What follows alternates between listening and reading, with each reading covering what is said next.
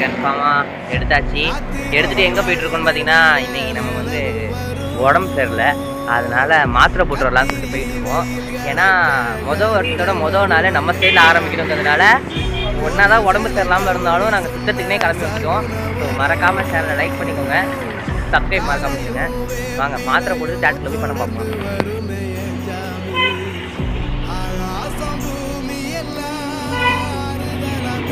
மாத்திரை